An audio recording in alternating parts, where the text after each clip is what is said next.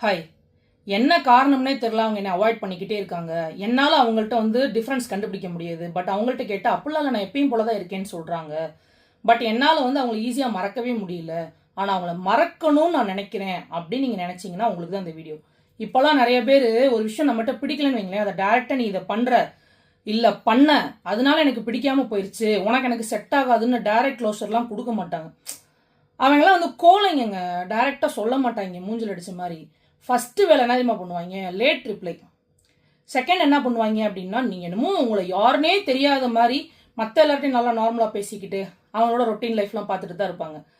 So நம்ம தான் loose மாரி என்ன நெனச்சுக்கிட்டு இருப்போம் அப்டின்னா, புத்திக்கு புரிஞ்சிரும். இல்ல அவங்க ஏதோ நம்மள்ட்ட விட்டு ஒதுங்குறாங்கன்னு. ஆனா மனசளவுல அத அக்செப்ட் பண்ண முடியாம, இல்ல பிஸியா இருப்பாங்க நம்மள நம்ம தேத்திக்குவோம். தயவு செய்து அந்த மாரிலாம் பண்ணாதீங்க. செடி செத்து போச்சு அப்படின்னா, அதில போய் திரும்பி திரும்பி தண்ணி ஊத்துவீங்களா? அது மாரி தான் இந்த மாரி ஆளுகலாம். அவங்க உங்கள ஒதுக்குறாங்கன்னு ட்ரை பண்றாங்க அப்படின்னாலே, நீங்க எந்த அளவு டிஸ்டன்ஸ்ல தள்ளி போகணும்னு புரிஞ்சுக்கோங்க. அப்படிப்பட்ட ஒரு ஆள மீட் பண்றதுக்கு முன்னாடி உங்க லைஃப் எப்படி இருந்துச்சு? அவங்களுக்கு எப்படி உங்கள்ட்ட பேசாம இருக்க முடியுதோ, அதே மாரி உங்கனாலயும் இருக்க முடியும் அப்படின்னு ஒரு செல்ஃப் சேலஞ்ச் எடுத்துக்கோங்க. அதோட ஃபர்ஸ்ட் ஸ்டெப் என்ன தெரியுமா? ஆகாதுன்னு தெரிஞ்சு போச்சுன்னா, ஃபர்ஸ்ட் அவங்க நம்பர ஃபோன்ல இருந்து தூக்கி விடுங்க. ஏன்னா இப்பலாம் அதிகமா நம்ம யூஸ் பண்றது ஃபோன் தான். மறக்கணும்னு நெனச்சாலும் திருப்பி ஞாபகப்படுத்தி விடுறது ஃபோன் தான்.